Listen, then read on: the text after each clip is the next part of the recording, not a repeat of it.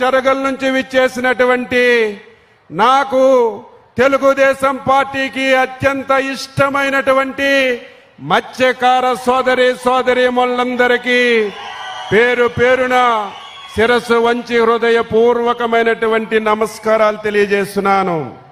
1982వ సంవత్సరం విశ్వవిఖ్యాత నట సార్వభౌముడు నందమూరి తారక రామారావు గారు తెలుగుదేశం పార్టీని పెట్టిన విషయం మనందరికీ తెలుసు. తెలుగుదేశం పార్టీ పెట్టి 44 సంవత్సరాలు సుదీర్ఘమైనటువంటి ప్రయాణం జరిగింది. ఈ 44 సంవత్సరాల ప్రయాణంలో తెలుగుదేశం పార్టీకి చంద్రబాబు నాయుడు గారికి ఎన్నో కష్టాలు వచ్చాయి, ఎన్నో ఇబ్బందులు వచ్చాయి. కానీ 44 సంవత్సరాల్లో ఎన్ని కష్టాలు వచ్చినా, ఎన్ని ఇబ్బందులు వచ్చినా చంద్రబాబు నాయుడికి తెలుగుదేశం పార్టీకి కట్టుబడినటువంటి వర్గం మన వర్గం, మన మత్స్యకార వర్గమని ఈరోజు ఘంటాపదంగా తెలియజేస్తున్నాను.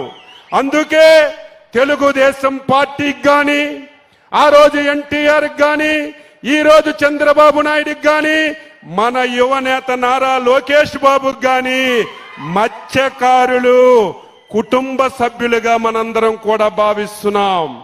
ఎక్కడ ఏ మత్స్యకారుడికి ఏ సమస్య వచ్చినా వెంటనే స్పందించి పరిష్కారం చూపుతున్నాం. కానీ మనం కూడా ఆలోచన చేయాలి. ఎప్పుడు తెలుగుదేశం పార్టీ రాజకీయాలు చేయదు, విమర్శలు చేయదు.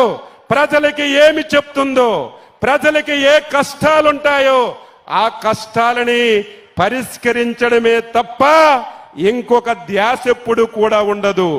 అటువంటి సమయంలో ప్రజలు కూడా, మత్స్యకారులు కూడా చైతన్యవంతంగా ఉండవలసిన అవసరం ఉంది.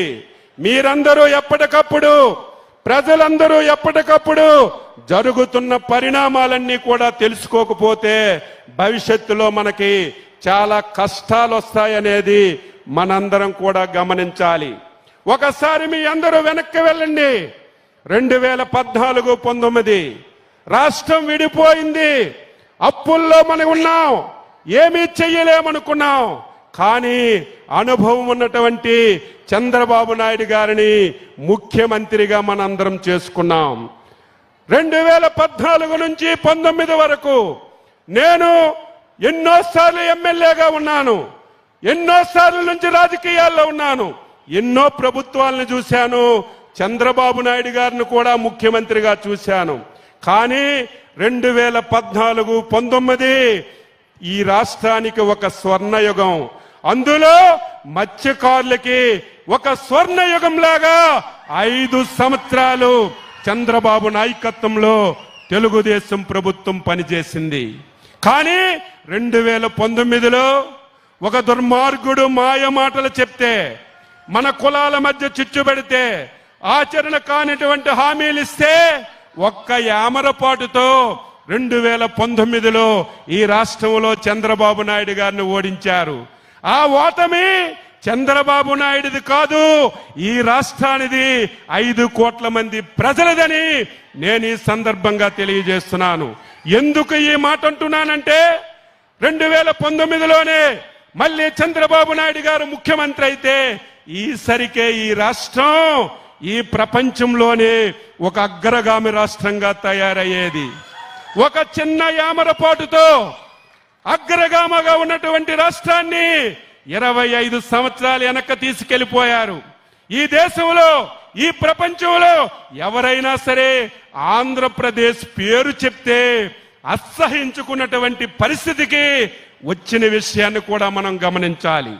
మళ్ళీ మొన్న చంద్రబాబు నాయకత్వంలో ఎన్డీఏ ప్రభుత్వానికి అచంచలమైన విశ్వాసం, నమ్మకంతో ఈ రాష్ట్రంలో అధికారాన్ని ఇచ్చారు.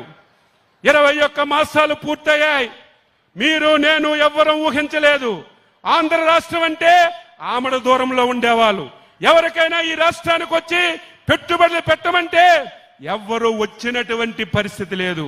అటువంటి తరుణంలో చంద్రబాబు నాయుడు గారు 21 మాసాల్లో మళ్ళీ ఒక నమ్మకాన్నిచ్చి ఒక సమర్థతనిచ్చి దేశ విదేశాల నుంచి ఈ రాష్ట్రాన్ని